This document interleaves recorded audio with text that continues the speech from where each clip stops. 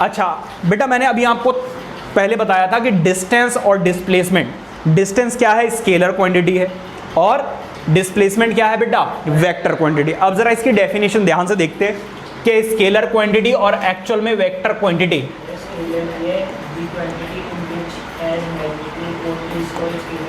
हाँ जी, जरा देखिए स्केलर क्वांटिटी की बात करते हैं।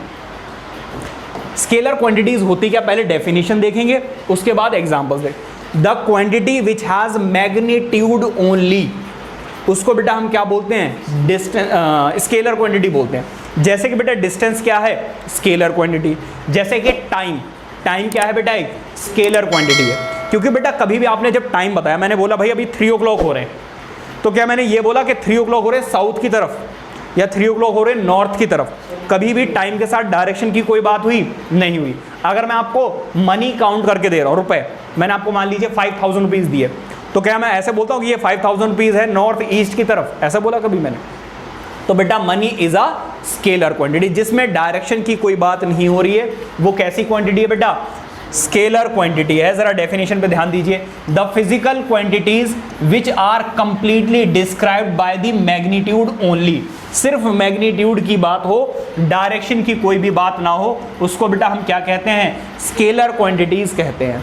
एग्जाम्पल के तौर पे जरा देख लीजिए, जैसे कि मास, किसी चीज का मास आप केजी में तोलते हो ना, 5 kg, 2 kg, 7 kg, तो कभी आप ये बोलते हो कि भाई इसका मास है 60 kg साउथ की तरफ, ऐसे बोलते हो? नहीं। तो बेटा mass is a scalar quantity.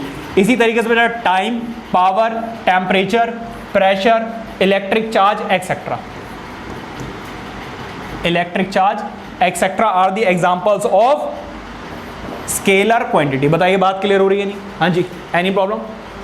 आगे आ जाइए बेटा वेक्टर क्वांटिटीज पर।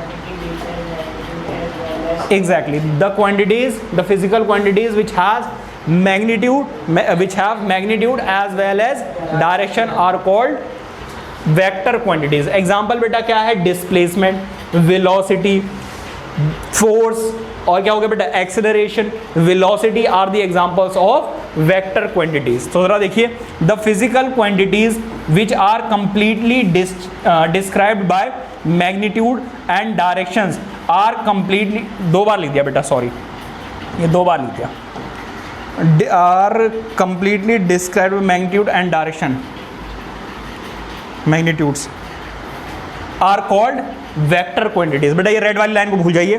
the physical quantities which are completely described by magnitudes and direction are called vector quantities. क्या बात क्लियर है?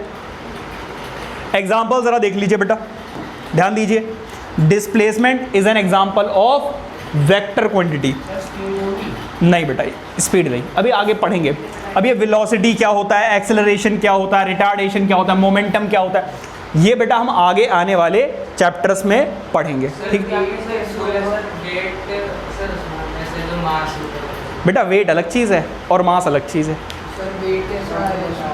देखो बेटा समझो, वेट और मास में फ़र्क क्या है, ठीक है? जैसे कि मैं किससे मिलकर बना हूं, किससे मिलकर बना हूं, मैं बना हूं बेटा liver, kidney, large intestine, small intestine से, तो ये बेटा मेरा पूरा मास है, ठीक है? तो बेटा ये क्या है, क्या ये चेंज हो सकता है? कभी भी चेंज नहीं होगा। अगर मैं यहां से मून पे चला जाऊं तो क्या मेरा मास चेंज हो जाएगा? भाई जो जिससे मिलकर मैं बना हूं वही पूरी बॉडी वहां लेकर जाऊंगा, लेकिन हाँ वेट चेंज हो जाए। क्यों? क्योंकि ग्रेविटेशनल फोर्स पे डिपेंड करता है। लेकिन अगर मैं अपना वेट देखता हूं तो मेरा वेट करीब 70 kg है, ठीक है? 70 kg के आसपास है। जब आप मून पे जाते हो तो बेटा मून पे आपका जो वेट है वो 1/6 हो जाता है। क्यों? क्योंकि अर्थ बहुत बड़ा है, मून छोटा है। मून छोटा होने की वजह से ग्रेविटेशनल फोर्स कम हो जाती है, जिसकी वजह से हमारा वेट जो है वो कम हो जाता है। मतलब मेरा जो वेट यहाँ पे 70 kg है, मून पे बस मैं 12 kg का दिखाई दूंगा। तो बेटा जो वेट है वो एक्चुअली एक तरीके की फोर्स है, and force is a vector quantity. बात समझ में आ रही है नहीं? वेट ही तो बताया अभी।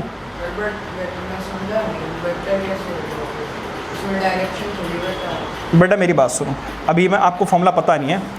वेट का एक्चुअली फॉर्मूला होता है मास इनटू एक्सेलरेशन। अभी ग्रेविटेशन वाले चैप्टर में पढ़ोगे। और बेटा एक्सेलरेशन जो होता है वो एक वेक्टर क्वांटिटी होती है, जिसकी वजह से वेट भी क्या हो जाती है, एक वेक्टर क्वांटिटी होती है। आगे आने वाले चैप्टर्स में आप पढ़ोगे बेटा, डोंट वरी अबाउट दैट, ठीक है। मास स्केलर है, वही तो लिखा हुआ था मास स्केलर। बेटा वेट इज अ फोर्स, मास क्या होता है बेटा, जैसे ये दीवार है, ये किससे मिलकर बनी, ईंटों से, छोटी छोटी ईंट से, तो ये इसका मास है जिसके मिलकर ये पूरी दीवार बनी है। लेकिन अगर मैं इसका वजन करूं, तराजू पे रख के तोलूं, तो बेटा यहाँ पे बहुत हैवी दिखाई दे रहा है। क्यों? क्योंकि यहाँ पे फोर्स ज़्यादा है, नीचे की तरफ खींच रही है फोर्स। लेकिन अगर मैं इसको मून पे लेके जाऊँगा ना, तो ये दीवार बहुत हल्की हो जाएगी। क्यों? क्योंकि वहाँ पे फोर्स कम। ग्रेविटेशनल फोर्स हमेशा बेटा नीचे की तरफ लगती है ना, तो उसकी डायरेक्शन हो गई फिक्स्ड, और डायरेक्शन फिक्स्ड होने की वजह से ये कैसी क्वांटिटी हो गई, वेक्टर क्वांटिटी हो गई। हाँ जी, आप पूछिए। हाँ जी बेटा मेरी बात सुनिए, ये जो वेट है ये अर्थ की वजह से, अर्थ अपनी तरफ खींच रहा है। किसकी तरफ खींच रहा है बेटा, अर्थ की तरफ, ग्रेविटेशनल फोर्स की वजह से। और ये बेटा हमेशा नीचे की तरफ ही लगती है, कभी भी ऊपर या साइड में नहीं लगती। तो बेटा डायरेक्शन फिक्स्ड हो गई, और डायरेक्शन फिक्स्ड होने की वजह से एक ऐसी क्वांटिटी हो गई, वेक्टर क्वांटिटी। समझ में आ रही बात है?